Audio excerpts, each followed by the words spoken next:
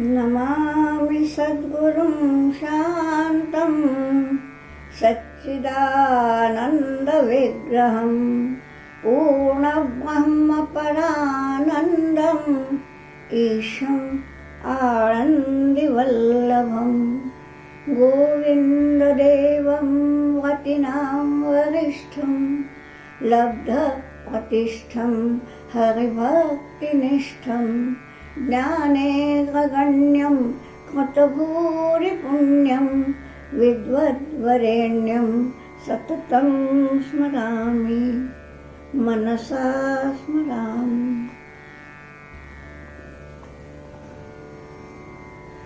तो गीता के अनुरागियों, आज हम पंचम अध्याय के अंत तक जाएंगे। आज 5वां अध्याय समाप्त होगा। क्या देखा था हमने कल तक?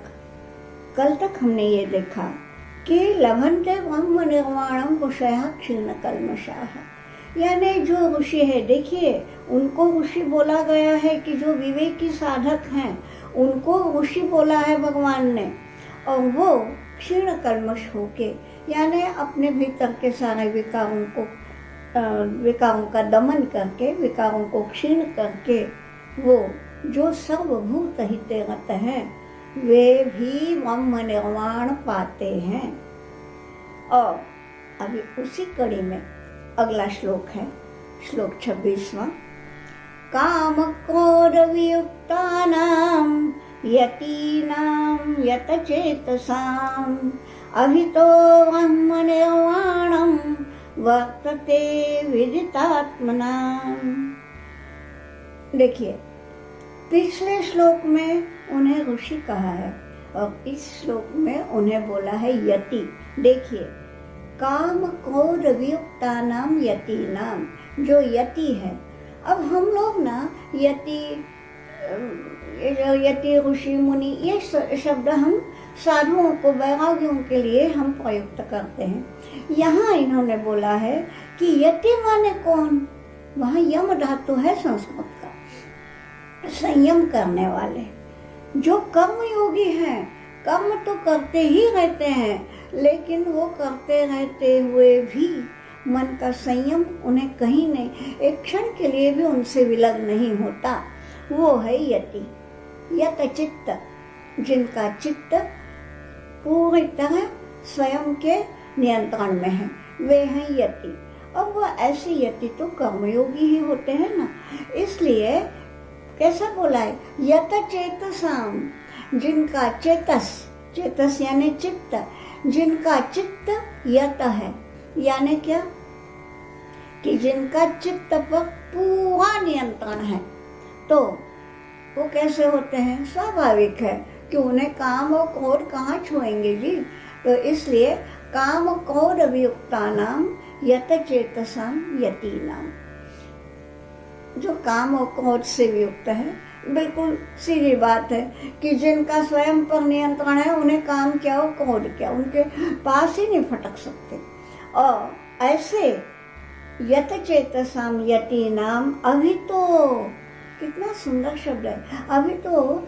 अभितः ये एक है संस्कृत का अव्यय, उसका अर्थ है आसपास, चारों ओर, उनके चारों ओर ब्रह्म निर्वाणम वर्तते।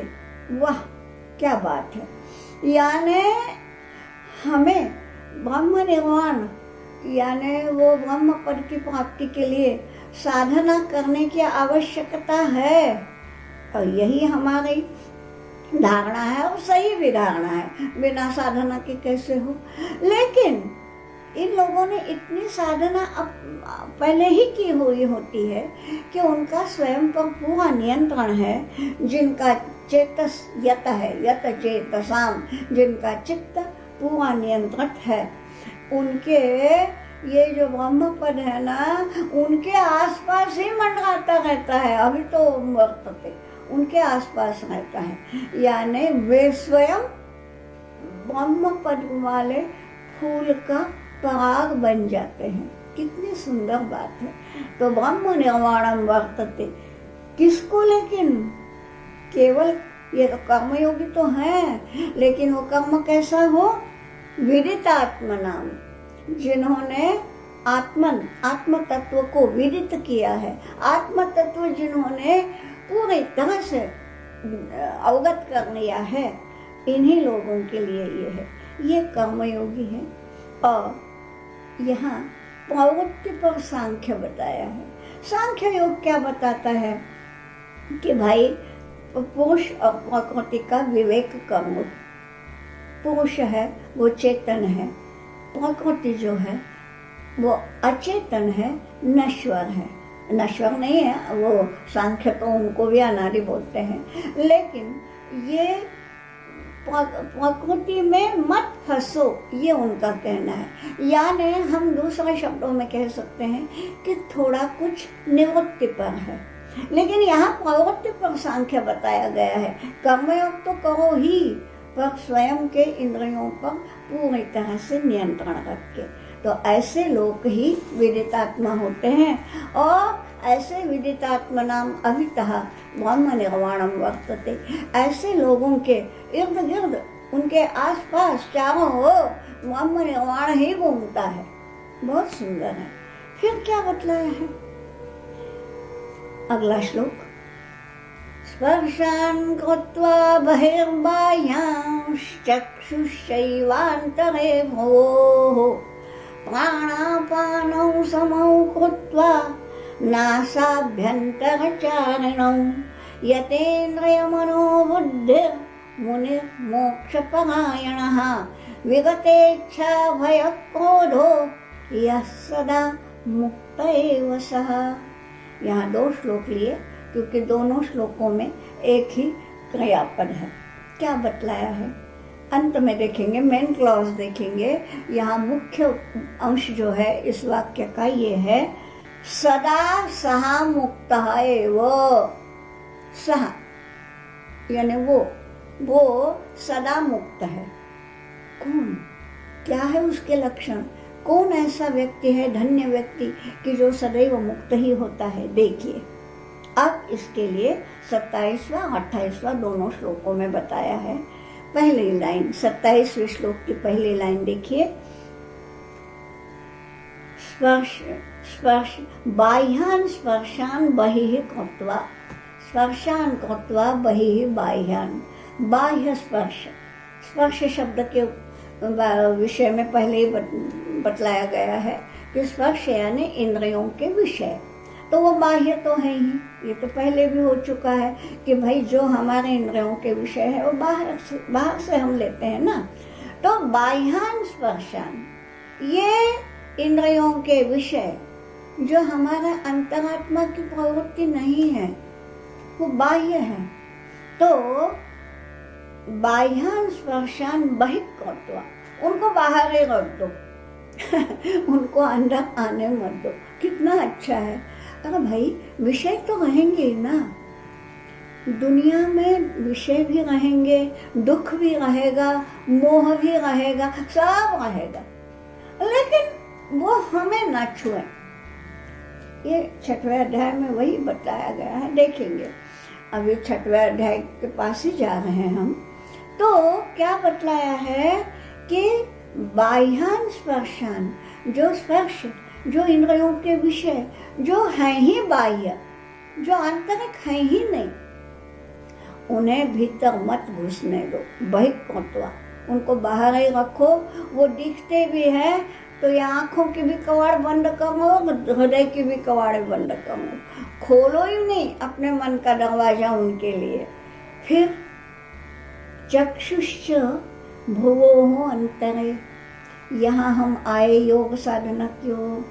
चक्षुश्च, चक्षु यानी आँख, वो भुवोः अंतरे, दोनों भवों के बीच। अब यहाँ हम अधिक डिटेल्स में नहीं जाएंगे, लेकिन आज्ञा चक्र है यहाँ पर। हम ये तो सभी बताते हैं कि अर्धोन्मीलित दृष्टि हो, और भुवोः अंतरे यानी दोनों भवों के बीच में जो आज्ञा चक्र है, इसीलिए हम वहीं पे गंध लगाते हैं। ये स्वयं का श्रृंगार नहीं है, ये उस आज्ञा चक्र की पूजा है कि वहाँ पे गंध लगता है। तो क्या है? भुवोः अंतरे चक्षुः, अपनी आंख जो है वो वहां लगाइए।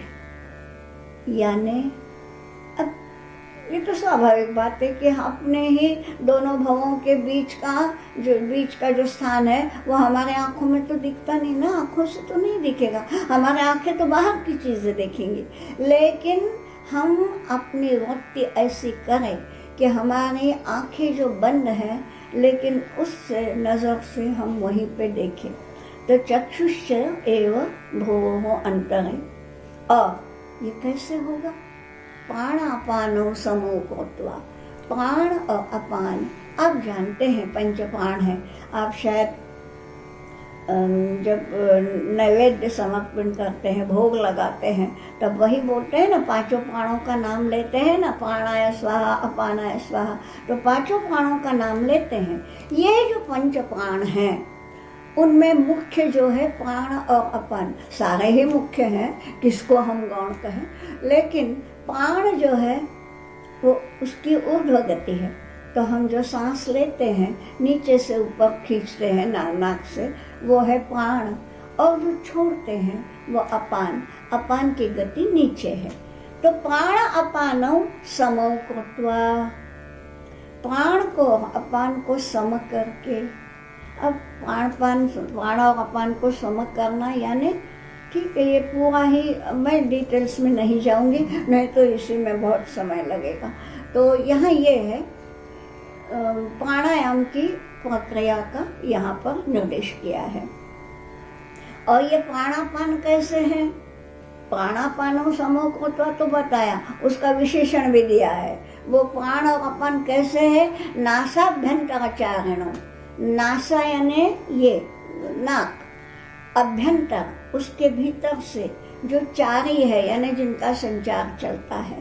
तो नाक के अंदर से जिनका संचार चलता है, आना जाना चलता है, प्राण अपान चलता ही है। तो ये जो संचार होता रहता है उनको नासाभ्यंतरचारिणो प्राण अपानो समौ कृत्वा, उन दोनों को समान करके। ठीक, ये समान करना ये पूरा योगाभ्यास है। तो योगाभ्यास करके अपने दृष्टि भूमध्य में, भूमध्य बोलते हैं इसको, यानी दोनों भवों के बीच का भाग, तो अपने दृष्टि भूमध्य में स्थिर करके सारे विषयों को बाहर ही रख के विषयों की तरफ जाने ही नहीं देना, न मन न इंद्रियां। और ऐसा जो है उसके लिए क्या बतलाया गया है? 28वें श्लोक की पहली लाइन देखिए, यतेन्द्रिय मनोबुद्धि। इंद्रिय, मन और बुद्धि जिसकी यत है, यत यानी संयत, नियंत्रित, अपने स्वयं के काबू में है, ताबे में है। तो जिसकी इंद्रियां काबू में रहना तो बड़ी मुश्किल बात है, वो तो है ही चंचल, मन भी उतना ही चंचल है। मन चंचल है करके इंद्रियां चंचल है, क्योंकि जब तक मन का साथ नहीं मिलता इंद्रियां अपना काम करती ही नहीं। तो इंद्रिय, मन और बुद्धि, ये तीनों पर यत होके इन तीनों को यत करके यानी इन तीनों को नियंत्रित करके, यते इंद्रिय मनो बुद्धि ही, ऐसा जो होगा ना उसको मुनि ही बोला है। देखिए क्या क्या शब्द इन्होंने यहाँ प्रयुक्त किए हैं। एक श्लोक में उन्हें ऋषि कहा, एक श्लोक में उन्हें यति कहा, अब यहाँ मुनि कहते हैं। जरूरी नहीं है ये सारे गृहस्थाश्रम में हो सकते हैं, ब्रह्मचारी हो सकते हैं। गृहस्थाश्रम में आदमी क्या यति नहीं हो सकता? अगर वो संयमशील है तो यति है। क्या वो मुनि नहीं हो सकता? यदि वो मननशील है तो मुनि है। तो इसलिए जिसने यतेन्द्रिय मनोबुद्धि ही मुनि ही, जो मननशील है और मनन के कारण ही, चिंतन के, भगवत चिंतन के कारण ही जिसकी इंद्रियों पर, मन पर, बुद्धि पर पूरी पकड़ है, यतेन्द्रिय मनोबुद्धि, ऐसा मुनि ही। वो कैसा है? विगत इच्छा भय क्रोध, इच्छा, भय और क्रोध, इच्छा यानी काम, हम काम को और बोलते हैं, तो यहाँ काम को इन्होंने इच्छा बोला है। इच्छाओं के कारण, कामना यानी क्या, इच्छा ही तो इच्छा, भय और क्रोध, ये तीन चीजें जो है ना, ये आदमी को छोड़ती नहीं। कामनाएं नहीं छोड़ती, कामनाओं की पूर्ति नहीं हो तो क्रोध आ जाता है, वो क्रोध भी नहीं छोड़ता आदमी को। और यदि कामनाओं की पूर्ति हो भी गई तो ये मुझे जो प्राप्त हुआ है, ये धन हो या कुछ वस्तु हो जो मेरे पास है, वो कहीं चोरी न चली जाए, कहीं मेरे से दूर न हो जाए। किसी व्यक्ति से यदि हमारा स्नेह है तो ये व्यक्ति कहीं मुझे छोड़ के न चला जाए। ये जो भय है, तो इच्छा, भय और क्रोध, ये तीन जो है वो आदमी को छोड़ते ही नहीं। यहाँ क्या बोला है कि जो यते इंद्रिय मनोबुद्धि है, जिसने इंद्रियों पर, मन पर और बुद्धि पर पूरी पकड़ रखी है, पूरा नियंत्रण है, तो उसके पास कहाँ से इच्छा, और इच्छा ही नहीं है तो उसकी पूरी होने का सवाल ही नहीं उठता, और इसलिए क्रोध भी नहीं। और अगर आपाततः यदृच्छा से कुछ पा भी लिया तो भी वो जाएगा, इसका भय भी नहीं। विगत इच्छा भय क्रोध, विगत है, सब निकल गया है जिसके मन से, जिससे इच्छा, भय और क्रोध पूरा निकल गया है। सदा सहा मुक्त है, वो सदैव मुक्त है। सदा बोलने का क्या अर्थ है? हमें लगता है कि मुक्ति यानी हमारे देहपात के बाद की बात है। पहले हम इस देह को छोड़ेंगे, फिर हमें जो गति मिलनी है मिलेगी, चाहे स्वर्ग, चाहे मोक्ष, चाहे ना हो पर नरक भी, कुछ भी हो सकता है, या पुनर्जन्म, कुछ भी। यहाँ ये बोला है कि जो इस प्रकार से जीवन जीता है, कैसा, वो पहले बताया, स्पर्शान कृत्वा बहिर्बाह्यां चक्षुश्चैवान्तरं, वो इस प्रकार से साधना करके, उस साधना से उसने क्या पा लिया? यते इंद्रिय मनोबुद्धि, जिसने मन पर, बुद्धि पर और इंद्रियों पर नियंत्रण ले लिया, ऐसा जो है तो वो स्वाभाविक रूप से इन तीनों विकारों से दूर ही रहता है। और ये विकार ही तो है जो हमें बांधते हैं। बंधन बोलते हैं ना, कर्म बंधन, ये बंधन क्या है? ये विकार ही तो हमें बांधते हैं। तो ये विकार ही नहीं है तो वो सदा मुक्त है, यानी जीवित है तो भी उसके लिए, मुक्ति पाने के लिए मृत्यु होना आवश्यक नहीं है। जीते जी वो मुक्त है, इसको ही जीवन मुक्ति कहते हैं। और यहाँ बोला है कि ऐसा जो होगा वो सदैव जीवन मुक्त है। देखिए, पहले श्लोक में उन्होंने कर्म योगी की बात की कि कर्म कैसे करना, फिर ये बतलाया कि वो जो है वो कर्म ज्ञान पर अधिष्ठित हो, यानी ज्ञान योगी की बात की। यहाँ इन दो श्लोकों में ध्यान योगी की बात की है। ये हमारे भगवान है ना, वो योग का कोई भी अंग नहीं छोड़ते जी। श्रद्धेय गुरु जी बोलते हैं कि देखिए, उनके शब्द बता रही हूँ कि वे बोलते हैं कि यूं तो लय योग है, क्रिया योग है, हठ योग है, राजयोग है, लेकिन गीता जी जो है वो पूर्ण योग है। गुरु जी के शब्द हैं, तो इसलिए उन्होंने सारे के सारे ये बता दिए हैं अंग कि कर्म योग क्या है, ज्ञान योग क्या है, ध्यान योग क्या है। और ऐसा जो है विगत इच्छा भय क्रोध हो, यहाँ जो सदा मुक्त है वो सदैव मुक्त ही होता है। अब अंतिम श्लोक में इस पूरे विवेचन का जो सार है, जो निष्कर्ष है, वो अंतिम श्लोक में बताया है। ये अंतिम श्लोक है, भोक्तारं यज्ञ तपसां सर्वलोक महेश्वरं सुहृदं सर्वभूतानां ज्ञात्वा मां शान्तिमुच्यति। श्लोक तो एक ही है, पंक्तियां तो दो ही हैं, लेकिन सार बहुत बड़ा है। अभी तक पूर्ण योग की बात की, कर्म योग, ज्ञान योग, ध्यान योग, लेकिन भाई ये सब जो है ना, ये कब मिले हैं, काहे में वो सारे के सारे समाहित हैं? भक्ति में। तो ये बोला है एक निष्ठ भक्त जो होगा वो कैसा है? वो ज्ञात्वा माम, माम ज्ञात्वा। देखिए पहले ही बता दिया है कि श्रद्धावान लभते ज्ञानम। ज्ञान पाना है तो पहले मन में श्रद्धा होनी चाहिए। श्रद्धा हो, भक्ति हो, यानी उसको आप कुछ भी बोलिए, उपासना, आराधना, भक्ति, श्रद्धा नाम भिन्न है, मूलतया श्रद्धा होनी ही चाहिए। तो श्रद्धावान ज्ञानम लभते, तो माम ज्ञात्वा, ज्ञात्वा यानी जानकर, मुझे जानकर, मेरा असल स्वरूप जानकर, ठीक, शांति मोक्षति, वो परम शांति को प्राप्त करता है। कैसा जानकर? कि मैं यज्ञ तपसाम भोक्ता, कि आप जो यज्ञ करते हैं, जो तपश्चर्या का मतलब वही कि जो हमारा तपोमय जीवन हम जीते हैं, ये सबका भोक्ता जो है वो मैं हूँ। मैं यानी भगवान बोल रहे हैं मैं हूँ, माम ज्ञात्वा।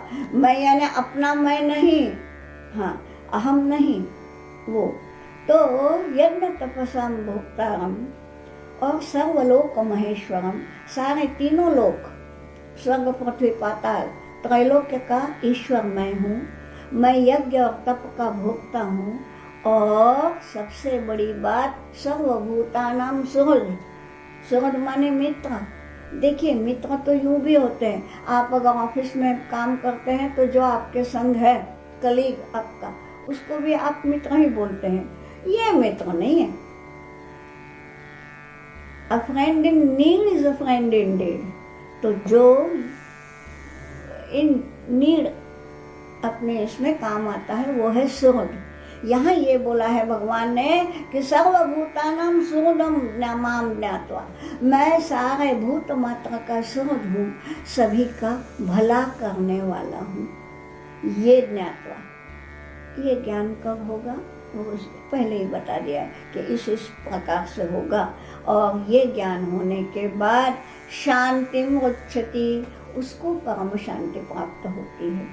ये है सार कि जब ये सब करोगे, ज्ञान अधिष्ठित कर्म का आचरण करोगे, संयम से चलोगे, स्वार्थ से दूर हो जाओगे और सारा के सारा सृष्टि समष्टि की सेवा करते हुए परमेष्ठि तक पहुंचोगे और ये देखोगे कि मैं कैसा हूँ। मैं यानी भगवान। भगवान कैसा है कि यज्ञ तपस्या भोक्ता, ये जो भी मैं कर रहा हूँ इसका फल उसको दे रहा हूँ।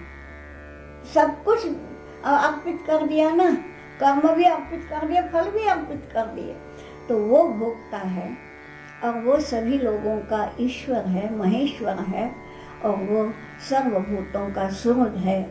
ये जिसने जान लिया वो परम शांति का भागी हो सकता है, अधिकारी हो सकता है। यहाँ पंचम अध्याय समाप्त होता है। अब आप सब लोग मिलके मेरे साथ इसकी पुष्पिका बोलिए।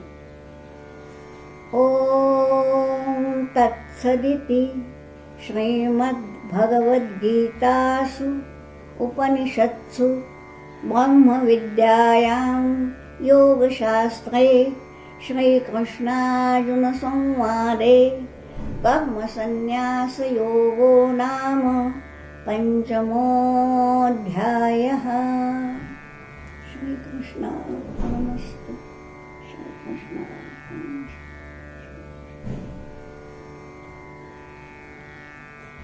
वसुदेवसुतं देवं कंसचाणूरमर्दनं देवकी परमानन्दं कृष्णं वन्दे जगद्गुरुं योगेशं सच्चिदानन्दं वासुदेवं व्रजप्रियं धर्मसंस्थापकं वीरं कृष्णं वन्दे जगद्गुरुम्।